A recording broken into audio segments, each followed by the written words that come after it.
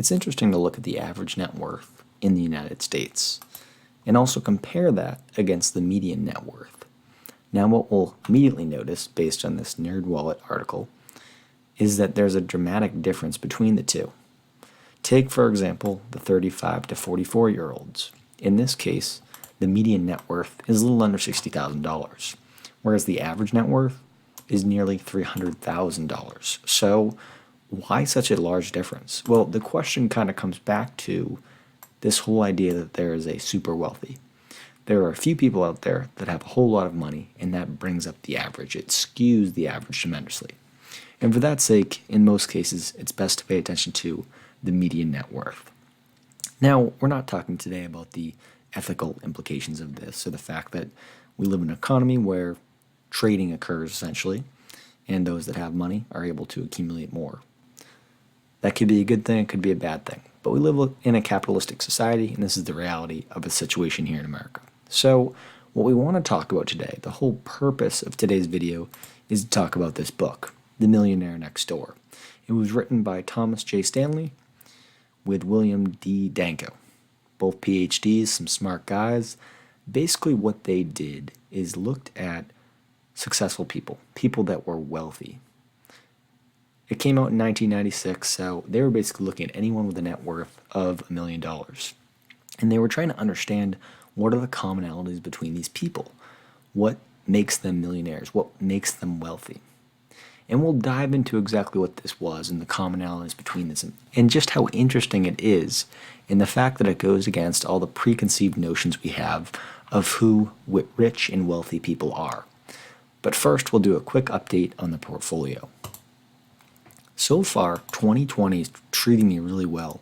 We're at nearly $97,000, and I'll get paid this Friday, so it should push us over that.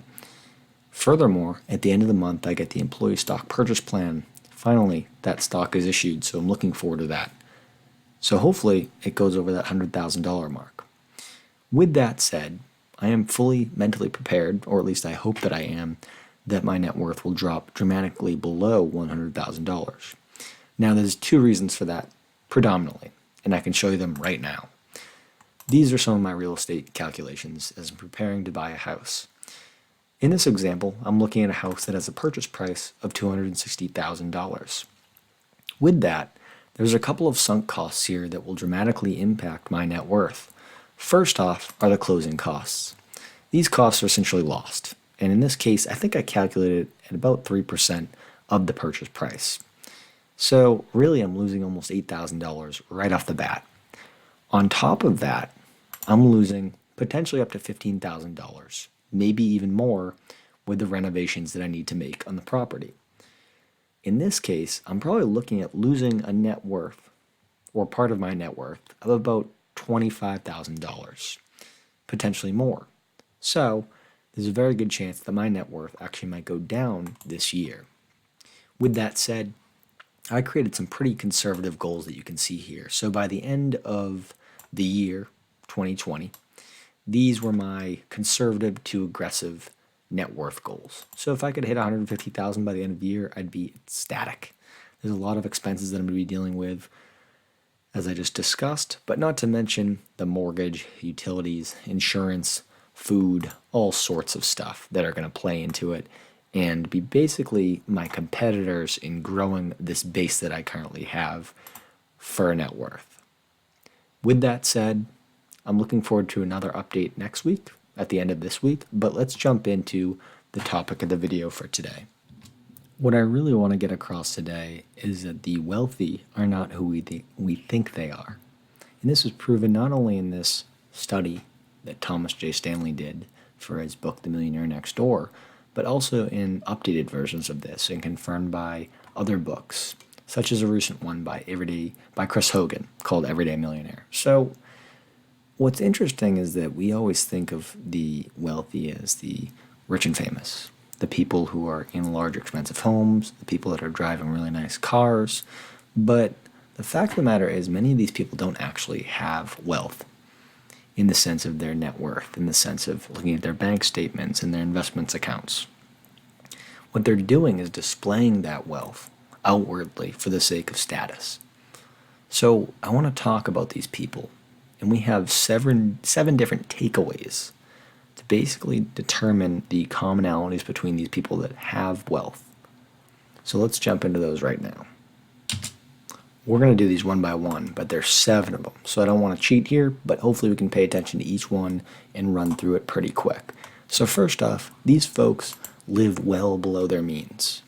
The fact of the matter is they could actually afford a really nice lifestyle. The nice lifestyle that we think of when we think of rich people. As in they could have a large house, they could have a really nice car, they could do all sorts of things like go on vacation. But they choose not to. In fact, 75% of millionaires never pay more than $199 for a pair of shoes, and 50% pay less than $140. It just goes to show that there's very little that these people want to spend money on more so than they have to. It's actually funny in the book, they basically talk about these people that they invite to a nice penthouse for a dinner so that they could actually interview them and get to know them a little bit better. So they got this really fancy meal. The funny thing is, all these wealthy people show up. They're decamillionaires. They're incredibly wealthy. Yet none of them really wanted the hors d'oeuvres and the fine wine that they had set up for them. They were so used to a lifestyle that was more frugal, one where they didn't have these delicacies and luxuries. And it's just kind of a perfect example of who these folks are. They're not like that. They don't do that. They're frugal to the bone. The second takeaway that we talk about from this book is that millionaires allocate their time, energy, and money efficiently in ways conducive to building wealth. So what that means is that they're basically spending more time, more effort on their money. So maybe they're spending more time on a monthly basis looking at the numbers, understanding how much they're budgeting, understanding how much they're putting into investments. In other words, they're pretty much persistent in what they do with their investing in financial activity. It very much has to do with what we talked about in the last video with having an investment strategy that's based on discipline. The fact that you're doing things over and over and over again. Let's jump into the third one. They believe that financial independence is more important than displaying high social status. So the fact of the matter here is that folks that make a good deal of wealth and are able to hold on to that wealth are less afraid that they have to show that wealth. They're not in a position where they feel like they have to spend all this money to show others that they have a nice house and that they have nice cars and all that. They're more worried about building a large enough snowball where if something bad did happen, they would be all set. They're stable, they're secure, and they could also probably retire. They could simply stop working if they wanted to, although that would probably be against who these people typically are. You'd think that if someone made a whole lot of money and maybe they were worth $10 million, that they would spend a little bit more money, that they would drive a little bit nicer of a car, that they'd buy maybe a bigger house, or they'd buy, clothes that they like. But in the study that they did for this book, it was actually kind of the opposite. What they discovered was that these self-made billionaires actually spent less time on their social status and more time making good financial decisions. So once again, it plays in this game of being wise about how you're making decisions for that end goal of being financially independent, rather than be able to display your high social status and wealth. Now, this is an interesting one, and one that I might even be a bit guilty of since I still live at home, is that their parents did not provide economic outpatient care. So what does this mean? It basically means that parents provide their kids money whenever they need it. So my situation isn't quite like this, but a very good example that the book gives is that there's a married couple, a young married couple, and outwardly, in terms of the house they live in, the car that they drive, the amount of times they go to dinner within a month, you'd think that they're wealthy. But the truth is, they're not making that much money per year. They're spending a majority of their income, and they're also receiving additional income from their parents. Basically, the adults, their parents, are subsidizing their wealthy lifestyle. So basically, they're almost encouraging this behavior to continue spending because the children, in this case, the married couple, know that they're going to receive the additional income that they're getting from their parents. It's a terrible system because basically you're rewarding the wrong behavior and you're reducing the wealth that the parents have too. And this plays right into the fifth takeaway, which is that their adult children are economically self-sufficient.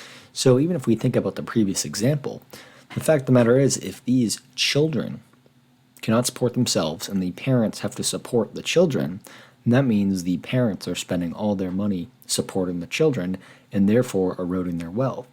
And it becomes a vicious cycle where the adult children grow up, and if they do reach a point where they have wealth, they're probably going to start to pass that on to the children who are not self-sufficient. It's basically not teaching the young people to build wealth on their own, to spend money and time, spending time on their money. It's a terrible cycle. It's something that I've seen personally, and it makes a lot of sense in this case. Now, this is an interesting one. It's obviously not one that can be quantified, really. Many of these probably can't. But the point is that these folks have an uncanny ability to identify market opportunities. They understand when there's opportunities for them to go into business for themselves, to be self-employed, to identify maybe careers where there is going to be an uptick in salary in the future. In a sense, these people follow the money. They see where the market is providing large returns to different types of people, whether those be small business owners or people of certain careers, and they chase that and they sell to whatever it is that is paying up. This also plays into the seventh and final takeaway, which is that millionaires choose the right profession. Understandably, many of the folks who become millionaires are in all sorts of different professions, including business and finance, education, real estate, even government work and healthcare. The point is, they understand how to find and take advantage of an occupation that can provide long-term wealth for them to become a millionaire. I think what the most important piece of this all is that it's really not rocket science. This isn't some complex calculation that you have to do. It's not about starting a unicorn, billion-dollar startup. It's not about being Bill Gates or Warren Buffett. It's about being very, very disciplined about what we're doing, living below your means, putting your money and time where it should be going so that it can grow over time and compound over time. Understanding that you are fully responsible for your wealth, that no one else can provide that for you. Because even if someone does provide it for you, then you haven't done it yourself, and most likely you won't be able to do it when that income goes away. So for those of you out there that are hoping to mimic these folks, to take advantage of the similarities between all these millionaires that Dr. Thomas Stanley identified, just be diligent in what you do. Focus on what you do. Be active and present in your finances and investing. Don't take it lightly, because the point is 30 years from now, you're going to be looking at yourself and saying, well, why didn't I just pay attention to this just a little bit? You don't have to sacrifice like crazy. You don't have to be some person that gives up every single pleasure in life and everything that you enjoy in order to have this. What you need to do is be conscious of it and know that the potential exists for you to create the wealth. It simply matters for you to take the time to pay attention to it, to look at your wealth, to look at the opportunities that exist, to identify them and execute on them time and time again. It really is diligence. It really is discipline. It really is just doing it week after week, month after month, year after year, and things will grow. They really will. And I'm not too long into this journey. I'm really not, but I'm already seeing some awesome growth. I'm looking forward to continue sharing the growth with you guys. This has been a fun journey so far. Like I said, there's so far to go, but I'm in a mental state where this is just how I live, right? This doesn't seem something that's temporary. This is a lifestyle. It's the way that I approach things. And potentially in the future, if I am making more money, I can ease up a little bit in terms of just how much I'm saving and just how much I'm sacrificing. But it all plays into this idea that nearly anyone can become wealthy if they just put in the time and effort to make it happen. And they actively think about it month over month in their life, in their finances, in their investments. With that said, thank you so much for tuning in. If you haven't subscribed, feel free to hit and follow along. I'd love to have you. I'll catch up with you guys next week for another episode of A Wealth Story.